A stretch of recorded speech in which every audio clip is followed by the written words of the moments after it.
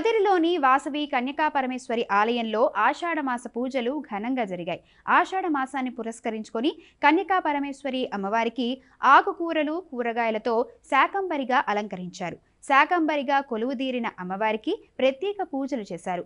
ఆర్యవైశ్య మహిళల సంఘం ఆధ్వర్యంలో జరిగిన ఈ కార్యక్రమంలో భక్తులు పెద్ద సంఖ్యలో పాల్గొన్నారు.